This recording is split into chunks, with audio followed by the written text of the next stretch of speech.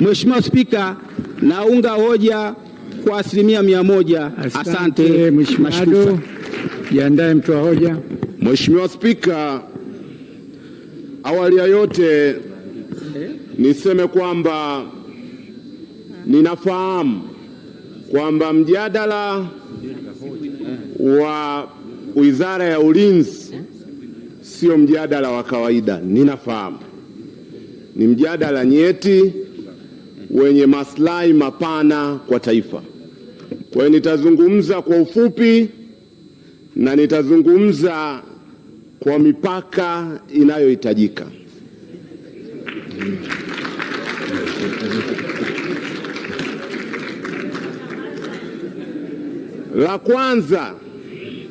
Jambo la kwanza ni juu ya maslahi ya maveterani wa vita ya Kagera.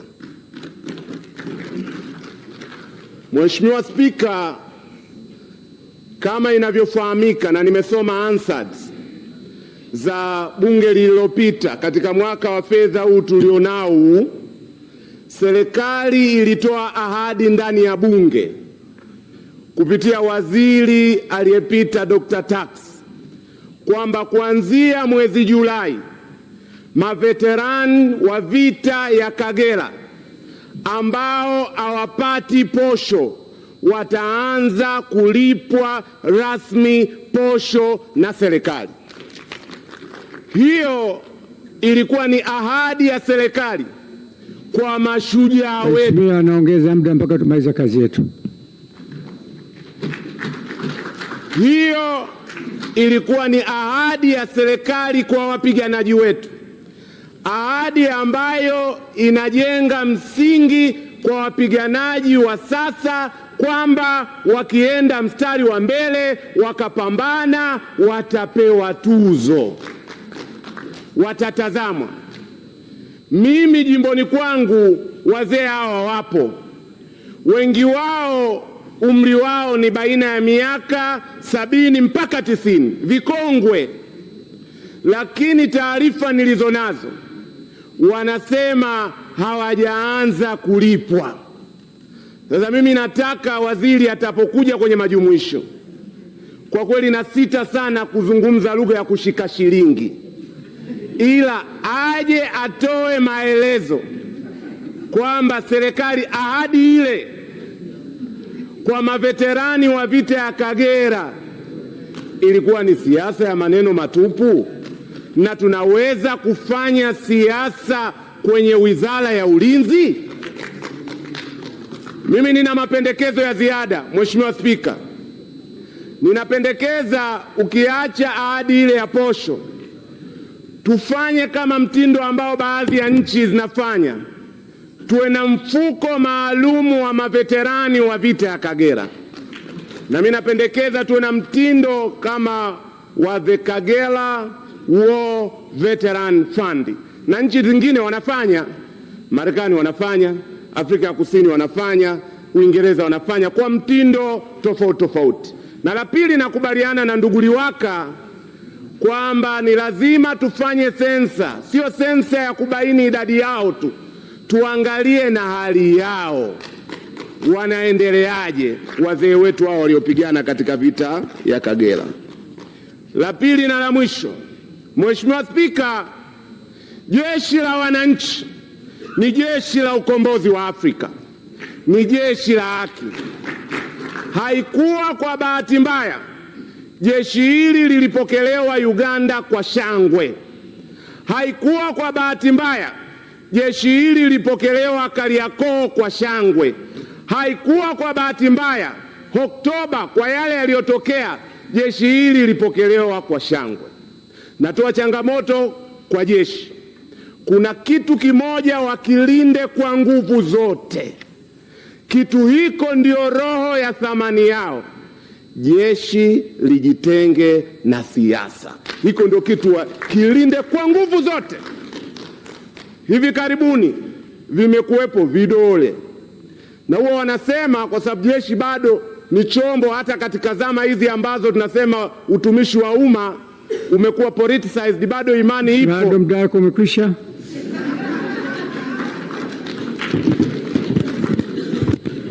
Mwisho utaanza kusema vitu, nitakuuliza ushahidi, utashindwa. Kaa chini. Mheshimiwa mtoa hoja.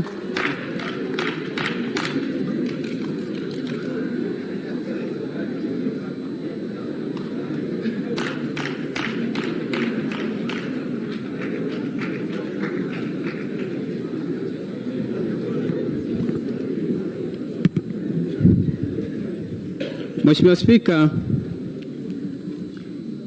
kwanza naomba kutumia nafasi hii kukushukuru wewe binafsi, lakini pia kumshukuru naibu spika pamoja na wajumbe, pamoja na wenyeviti wote watatu wa bunge letu, na ni imani yangu kwamba wote leo wamo humu ndani. Mheshimiwa Spika, tunakushukuru wewe binafsi kwa kutupa heshima kama wizara yetu ya ulinzi na kuja kuongoza sasa hivi. Mheshimiwa Spika, nitumie nafasi hii pia kuishukuru kamati ya mambo ya nje ya ulinzi na usalama. Wamekuwa ni watu wanaojua nini maana ya ulinzi na usalama ndani ya nchi yetu. Lakini pia nitumie nafasi hii pia kuwashukuru waheshimiwa wabunge wote waliochangia, lakini na wale ambao hawajachangia. Kwa wale waliochangia, Mheshimiwa Spika, wako waheshimiwa wabunge 7. Michango yao yote tumeichukua, lakini tumeichukua kwa ukamilifu na tutaifanyia kazi. Mheshimiwa Spika, sasa nijikite katika yale mambo ambayo yamejirudia ili niweze kutoa ufafanuzi. Cha kwanza nimshukuru ndugu yangu Ado, Mheshimiwa Ado, na nimekushukuru kwamba pamoja na ulivyozungumza kulingana na unakotoka, lakini umeamini kwamba tahadhari juu ya ulinzi ni nzuri sana. Hii ndio nchi ambayo tunapenda tuijenge, nchi ambayo tuna dini tofauti, nchi ambayo tuna vyama tofauti, lakini inapofika swala la ulinzi na usalama tunakuwa kitu kimoja. Kwa hiyo nakushukuru ndugu yangu Ado. Sasa nijielekeze kutoa ufafanuzi juu ya maveterani, wale wazee wetu waliopigana, wengine wamelala mauti, lakini wengine wako hai, wa vita ya Kagera. Cha kwanza, Mheshimiwa Spika, ni vyema bunge lako tukufu lijue kwamba Amiri Jeshi Mkuu kwa maana ya Mheshimiwa Rais amewapa hawa maveterani wa Kagera heshima kubwa, kwa sababu tangu walipomaliza vita ile, vita ya Kagera ilikuwa ina makundi matatu. Kundi la kwanza lilikuwa ni wanajeshi waliokuwa jeshini, lakini kundi la pili ni watu kwa maana ya wenzetu ambao walijitoa, wakasema kwa sababu tumevamiwa sasa tujitoe, wakajimobilize wenyewe, hawana mafunzo, ili waende kwa ajili ya kuikomboa nchi na kupambana na nduli Idi Amin. Lakini kundi la tatu lilikuwa ni jeshi la akiba. Sasa Mheshimiwa Spika, katika hili, baada ya vita ya Kagera, wale wazee wetu walivyorudi, vyombo vingine vya ulinzi na usalama vilitoa nafasi kwa watu kwenda kuajiriwa kwenye vile vyombo vingine tofauti na jeshi, kwa sababu wapo walioenda kwa ajili ya lile zoezi tu. Sasa wapo waliokosa sifa za kuajiriwa na vyombo vingine vya ulinzi na usalama kwa wakati ule, kwa sababu walikuwa wamepata majeraha, hawana sifa. Hawa ndio ambao sasa tunawazungumzia. Lakini kwa huruma ya Mheshimiwa Rais Dr. Samia pamoja na wakati ule walilipwa kifuta jasho shilingi 5,000 kwa wakati ule iliyokuwa inaitwa Asante Nyerere.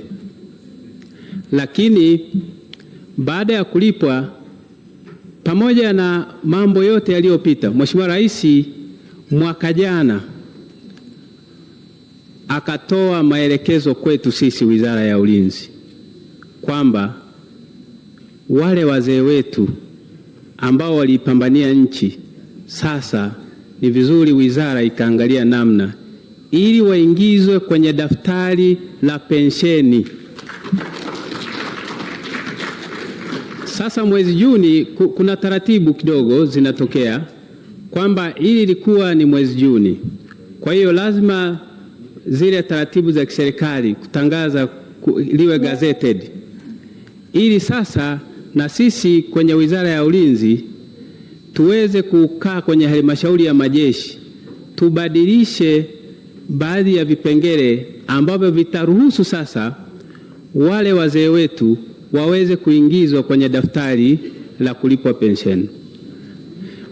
Kazi hiyo, Mheshimiwa Spika, mpaka sasa ninavyozungumza tumeishaifanya na imeshakamilika.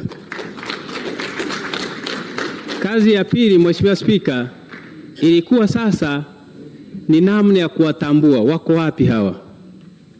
Hii kazi na hii sasa waheshimiwa wabunge watatusaidia ili kwa namna moja au nyingine waweze kufikiwa kila mmoja.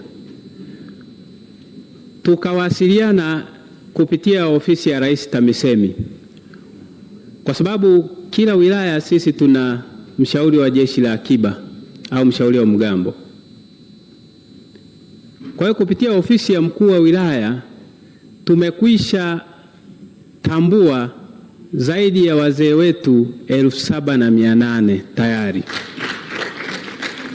ambao sasa katika hawa tayari, Mheshimiwa Spika, tumeishafanya ile quantification kwamba wanapaswa kulipwa ni hawa, na tumeishapeleka majina haya hazina, Wizara ya Fedha, ili na wenyewe wafanye uhakiki na hawa wazee tayari waanze kulipwa.